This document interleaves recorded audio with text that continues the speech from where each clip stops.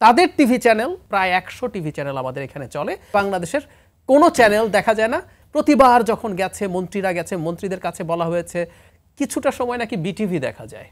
So সেই দেশটার সাথে আমরা ইউরোপের তুলনা করছি।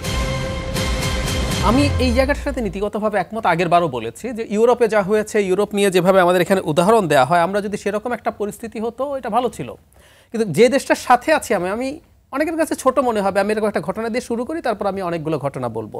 এই যে আমরা আজকে টিভি চ্যানেলে বসে ভারত নিয়ে আলাপ করছি, ভারতের ট্রানজিট নিয়ে, এই আলাপটা ভারতের বেশিরভাগ লোকজন, অন্তত বাংলাভাষী যে জায়গায় যে মানুষগুলো আছে, তারা হয়তো ইউটিউবে গিয়ে বা ফেসবুকে গিয়ে দেখতে পারবে। কিন্তু ভারতের আমাদের টিভি চ্যানেল তো দেখানো হয় না। তাদের টিভি চ্যানেল মানে বিভিন্ন ভাষায় বিভিন্ন ধরনের চ্যানেল মিলে প্রায় 100 টিভি চ্যানেল আমাদের এখানে চলে। আমরা এই সরকারের স্বর্ণ সময়, যে সরকার দাবি করে এত ভালো সম্পর্ক ছিল না, প্রতিবার যখন গেছে মন্ত্রীরা গেছে, মন্ত্রীদের কাছে বলা হয়েছে চ্যানেল দেখানো হবে, এবং নানা রকম ওই যে আমরা বাণিজ্য ঘাটতির ক্ষেত্রে বলি না, tariff and non tariff barrier, এরকম ব্যারিয়ার তৈরি করে বাংলাদেশের কোনো চ্যানেল দেখা যায় না, কিছুটা সময় নাকি বিটিভি দেখা যায়, এবং এই হচ্ছে পরিস্থিতি। সো সেই দেশটার সাথে আমরা ইউরোপের তুলনা করছি। তাহলে আমরা দেখি কেন, অর্থাৎ দেশের জনগণ কেন দেখে তাহলে ভারতের? এটা জনগণের জায়গা, জনগণের যদি মনে হয়। কিন্তু আমি যেটা বলছি, আমাদের জনগণের তো রাইট টু চুজ আছে। ও দেখার জন্য আমার সামনে আছে, আমি ইচ্ছে হলে দেখবো, না হয় দেখবো না। ভারতের জনগণের সামনে কিন্তু ওই চয়েসটা আমরা দিতে পারি নাই। জাস্ট একটা টিভি চ্যানেল আপনি দেখতে দেন না। এরপর আমি আরো কয়েকটা জায়গায় আসি।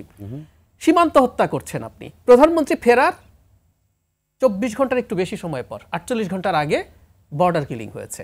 এই বর্ডারে ওখানেও নাকি আলোচনা হয়েছে বর্ডার সীমান্তে হত্যা মানে শূন্যে নামিয়ে আনা হবে। এই রকম অসংখ্য আমাদের বাণিজ্য ঘাটতি আছে। এবং যেটা জনগণের কাছে সবচেয়ে বড় ব্যাপার সেটা হচ্ছে, এটা ওনারা হয়তো মানবেন না, যে আমাদের অভ্যন্তরীণ রাজনীতি এবং আমাদের গণতান্ত্রিক যে প্রসেস সেটাকে ভারত নষ্ট করছে, বাংলাদেশকে একটা স্বৈরতান্ত্রিক দেশ বানানো তার স্বার্থে সে কাজ করছে। সো এটা নিয়ে আলাপ করছি। তার চাইতে জরুরি কথা, আপনি ইউরোপের আলাপ করছেন। আমি যদি এই প্রশ্ন করি, ভারতকে আমাদের সার্বভৌমত্বকে স্বীকার করে কেন বলছি? ভারতের নতুন পার্লামেন্ট যখন তৈরি হলো, তখন ওখানে অখণ্ড ভারত একটা মানচিত্র আছে, ওরা অস্বীকার করছে, ওরা বলছে আমরা অশোকের ভারত দেখিয়েছি। এটা একেবারে ডাহা মিথ্যে কথা। তার প্রমাণ হলো ওই মানচিত্রটা ছবি তুলে ভারতের বাণিজ্য মন্ত্রী টুইট করেছেন, স্বপ্ন একটাই, অখণ্ড ভারত। আরো একটু বড় নেতার কথায় যাই, বিজেপি যে সংগঠনটার সন্তান, সেই মাদার সংগঠন আরএসএস এর যিনি চিফ এখন আছেন, মোহন ভাগবত, ওনার অসংখ্য বক্তব্য আপনি অখণ্ড ভারত নিয়ে পাবেন। উনি বলেছেন যে বাংলাদেশের তো বটেই, পাকিস্তান সহ আফগানিস্তানের একটা অংশ, নেপাল, ভুটান, কারো কোনো এক্সিস্টেন্স নাই, এটা অখণ্ড ভারত হবে। কে বলছেন? মোহন ভাগবত বলছেন। যে কেউ সার্চ করুন, দেখবেন।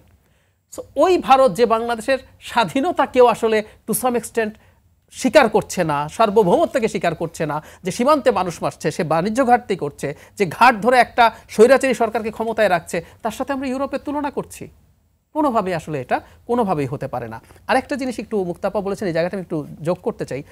মানে আমি ডাক্তার, কিন্তু আমি এটা কথা বলার রাইট রাখি কি রাখি না, আমি রাদার আপাকে বলবো যে আমার বক্তব্যকে আপনি রাদার বক্তব্যকে কন্ডেম করেন। সেটা হচ্ছে সরকার আমি বুঝি না, সরকার বুঝে। সরকার কি না বুঝে করেছে? আমার উত্তর হচ্ছে সরকার আসলে বুঝে করেছে, খুব ভালোভাবে বুঝে করেছে।